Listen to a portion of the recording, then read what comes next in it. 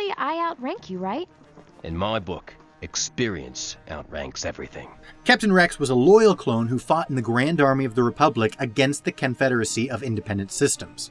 Serving throughout the entire war, Rex was present all the way from the First Battle of Geonosis up until Order 66. He would later serve in the Rebellion from around 2 years before the Battle of Yavin all the way up through the Battle of Endor. With Rex being present for 3 major battles across the films, the question must be asked, where was he during the movies? Well, you probably know the answer for some of these battles. There's some information that may surprise you. So today, we're going to be talking about Captain Rex and where he can be found during the original Star Wars saga. Before we begin, today's video is brought to you by Manscaped. Are you tired of this happening to you? Hard to use, too much work, and dangerous. Old landscaping tools are scary, and the fear of getting hurt could make you think that it's not even worth it. There's got to be a better way. Introducing the Lawnmower 4.0, a better way to mow your lawn. It can glide, it can mow, it promises no nicks or cuts, and best of all, the ladies love it. That's right, the Lawnmower 4.0 can be bought on its own or part of the amazing Perfect Package 4.0. 85% of women prefer a mowed lawn, but men don't want to deal with the danger of mowing it. Now you have the solution. So go to the link in the description and use the promo code LORE20 for 20% off. That's promo code LORE20 for 20% off. But don't wait too long or this deal might be gone. So don't wait. Order today. The Lawnmower by Manscaped. The grass is greener when it's shorter. Well, if you think that was bad, let me tell you about the Battle of Geonosis. So Captain Rex was confirmed to have taken part in no less than 3 major battles from the films. Asking the obvious question, can he ever be seen on screen? Well, first let's start with the Battle of Endor, and then we'll work our way back through the timeline. As soon as Captain Rex made his appearance in Season 2 of Star Wars Rebels, fans began to notice that the old Rex bore an uncanny similarity to a background rebel that we see on the ground team present during the Battle of Endor. This prompted a huge part of the community to espouse that in their personal headcanon, this was actually Captain Rex himself, albeit much older. This was originally little more than a fan theory, but it didn't really change the lore much, which made it work great for personal headcanons. If true, the result would be little more than a retroactive Easter egg. Dave Filoni eventually came out to voice approval for the fan theory. While he didn't officially confirm anything at first, his official stance basically amounted to, it's possible, so why not? Eventually, however, there was a little bit more confirmation with the series finale for Star Wars Rebels. Dave Filoni inserted his approval once more in Sabine's epilogue monologue. Included in the line, Hera fought in the Battle of Endor, as did Commander Rex.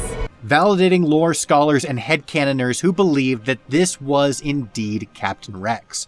Making the theory even better is one small little coincidence that just made my day. See, the main screenshot we see of Captain Rex is the scene where they ambush this scout trooper and take him hostage.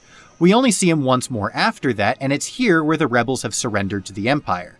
Here you can see Rex once again, and he is the only rebel who has disguised himself with that scout trooper's armor.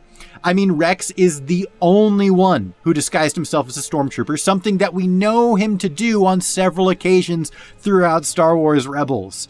I can't believe you shot us! I mean, you were dressed like stormtroopers. Yeah! You showed us.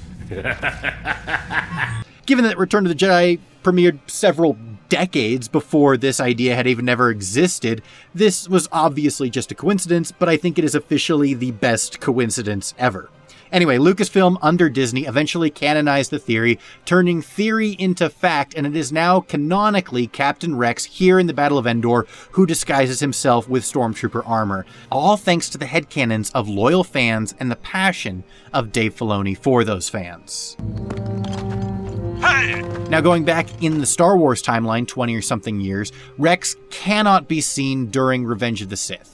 And that's because he's actually on the planet Mandalore during the entire duration of the film and exists completely off screen. So this brings us only with one battle left, the First Battle of Geonosis during Attack of the Clones. See, The Battle of Geonosis was pretty localized. We see almost the entire scope at one point or another, and so with that information, it's reasonable to assume that one of these clones is Rex. And one fan claims to have found him. So this theory was first posed by Jailbreak Bob, or at least as far as I can find, with a video titled Rex in Attack of the Clones. This video in its entirety is 21 seconds long and plays out this scene. Are you alright?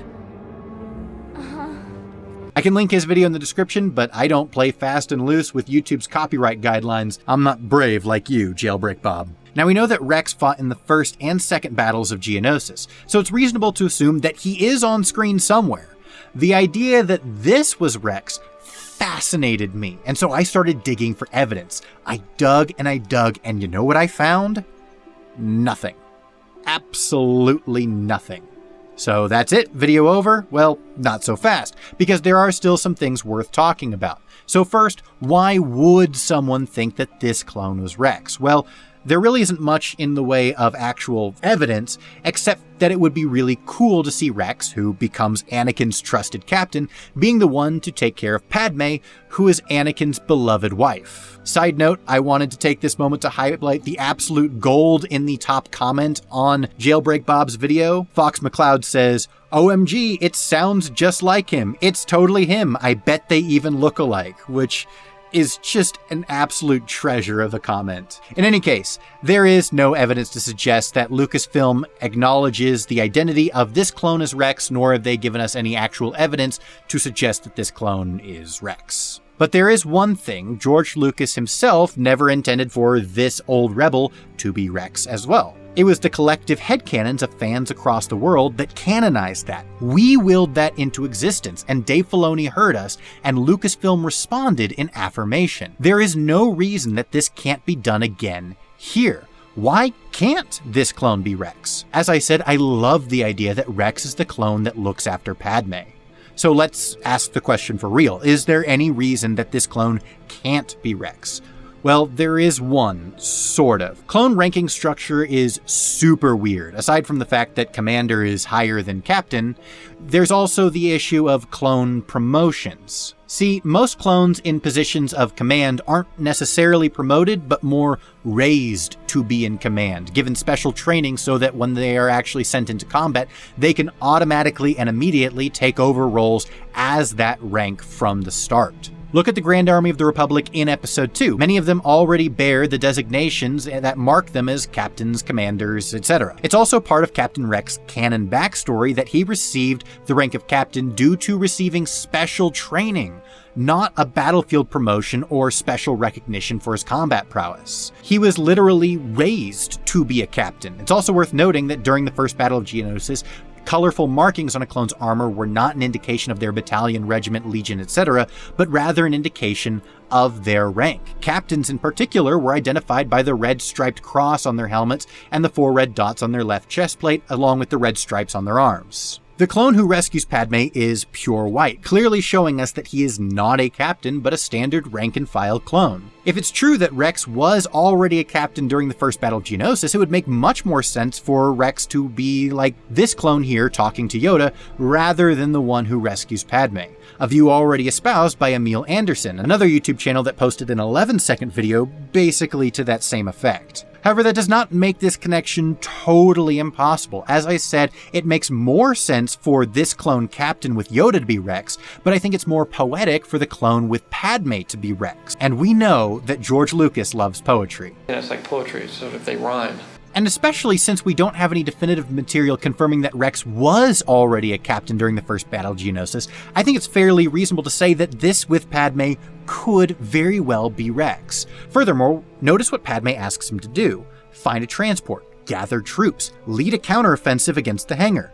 These are leaderly things. Could Padme's instructions actually be the reason that Rex was promoted? As we said earlier, according to his already established backstory, he was promoted to captain due to the training he received, but I still really like this idea. We've seen before that the collective headcanon from fans can bring these little Easter eggs into true canon.